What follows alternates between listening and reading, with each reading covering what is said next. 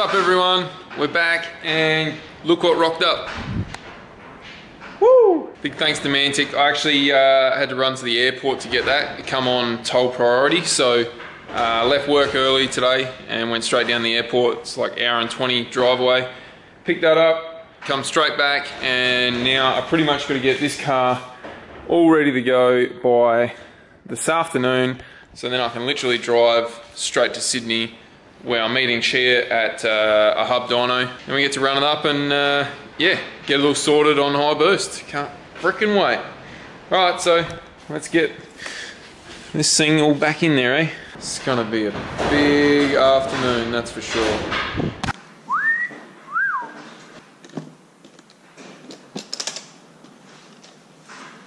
So now we're actually using a triple plate clutch. So instead of just 2 plates, we've obviously got 3. Quick look over the details, and final torque for the bolts that hold everything together is 33 Newton meters. And yeah, obviously just make sure that if there's a variation of heights on these fingers all the way around, even if it's 1 mil, then you've fitted it incorrectly. So pretty cool. Very important. Clutch must be actuated regularly at low RPM, such as takeoff, for the first 500 kilometers. Now, we all know that's not going to happen, but I'm going to try. Thanks, Mantic. Hey guys, before you get too busy, don't ever forget this damn plate. I've put clutches on before, gone to put the box on and gone, oh, wait a minute. And then you literally got to take everything off to put this bad boy back on. So yeah.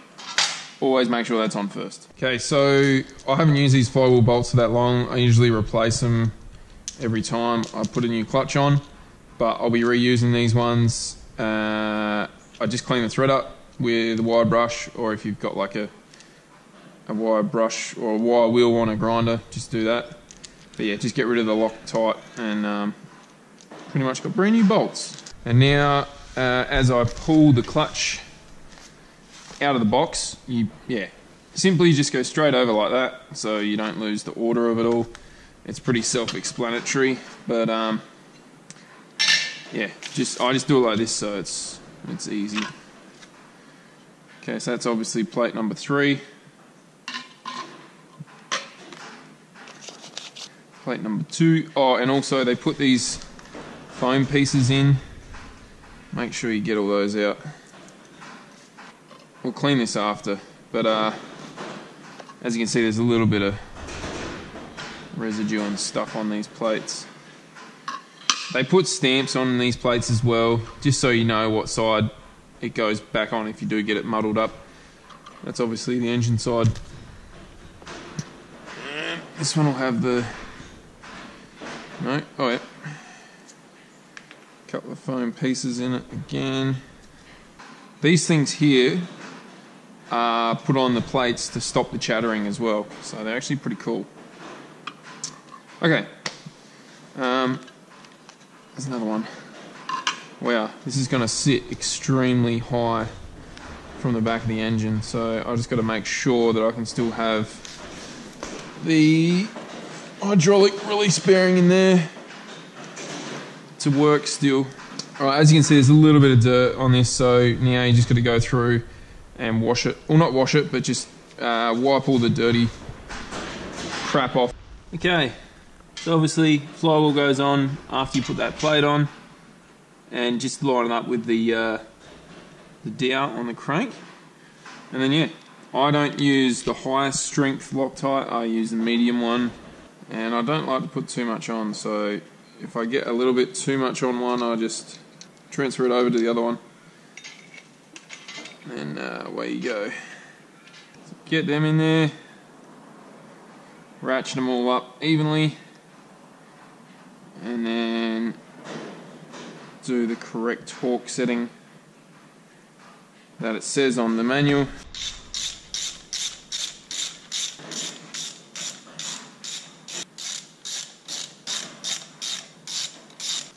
Alright, so they're in, but now we've got to torque them. This is a fun bit. You guys are probably not going to like how I do this, but this is how I do it when I'm on my own. So I've just got the correct torque settings. 110 foot-pound and that's what's recommended. So what I do when I need to torque up the flywheel when I'm on my own, I put a gearbox bolt in, use a screwdriver on that to stop it from turning, and then voila. It is a little bit dangerous. You obviously want to get as much purchase as you can on here as well as on the handle. So if you can sort of line it up,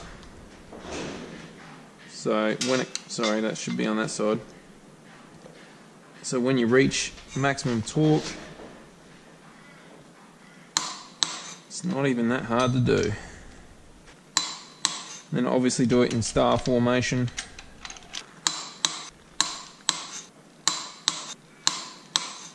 Alright, so that's all done, all 6. I just like to go back over, double check them all. It's good. It's good. Last one. Alright. That's done. So now the flywheel's on. Whenever you're not using your torque wrench as well, always loosen it off. I don't know how true it is, but apparently they can lose their accuracy by always being done up. So now, all we're going to do is just clean up the plates a little bit. Just use a tiny bit of brake cleaner. Nothing too crazy. Just get rid of any dirt or dust, whatever.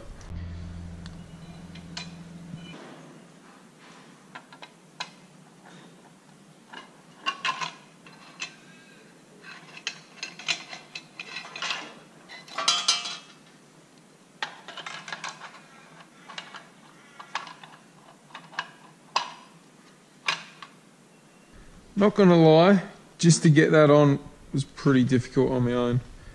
Not heaps difficult, but I kind of used my head to hold it up here and then pulled the bolt out as I held it and got it back in around the other, like around the front of the pressure plate. It's just sitting there. So now you're just gonna go around and put the spacers obviously in, and just make sure that they sit on the outside of that lip there, because if they're on the piss a bit, you're going to have a bad day. Expensive one too. So don't do that. Make sure it's all lined up properly. Put your spacers in. Chuck your bolt in. And get the alignment smack on once you've got all the bolts in. Obviously they come with nuts, because usually the flywheel will allow you to have the bolt through the back and then you just put the nut on the outside. And it's easy to install this whole clutch. But I got a custom flywheel, so yeah, it's not that easy. So yeah, if you guys are after a clutch, Mantic are now doing a discount code for you guys, the DriftSquid fans, which is pretty damn awesome. So when you go to manticclutch.com, you'll go through, find your clutch, chuck it in your shopping cart, go to pay for it, and you'll be able to put in a promotional code or a discount code, and it's simply DriftSquid. DriftSquid, and you got yourself 10% off. It's pretty cool, considering some of these clutches are like 2 or 3 grand. That's like 200 or 300 bucks off. So big thanks to Mantic for that. Love being able to give you guys savings. Okay, so I've torqued that up. Triple plates are on. You would have noticed. Where'd he go? Oh, you would have noticed I pulled that out already, but I checked it. It's all good. All the plates line up. All the way in home there. Yep.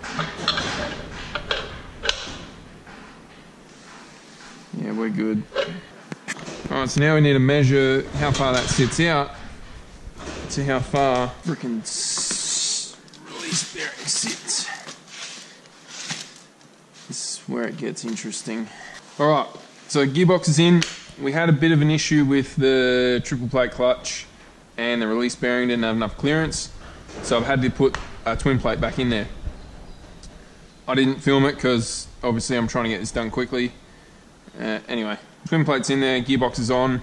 I'll sort out the triple plate next week when I get back from Sydney. This will be good for the dyno, and then yeah, that's pretty much it. Got Chop here. Hey!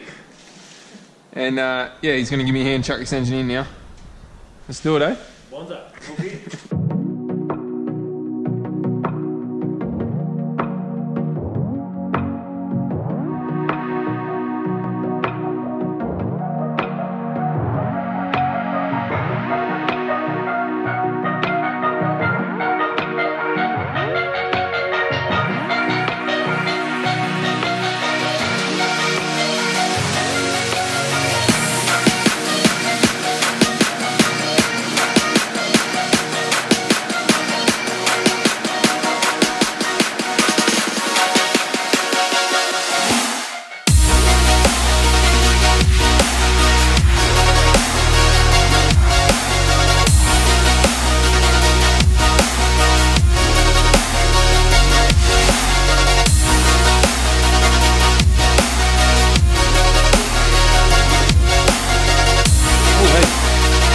So I got the car running, skipped heaps of stuff, sorry about that, but I had Big Yow and Chop help me. So big thanks to those guys. I pretty much got to load the car up and head straight to Sydney now. So as you can see, it's on the ground. It looks so much better white. God, I freaking love it. And yeah, it took ages to bleed the coolant system in it. Has a bit of a pain, but everything looks sweet, no leaks, clutch works good. Yeah, it's ready for the dyno. Let's load it up, head to Sydney.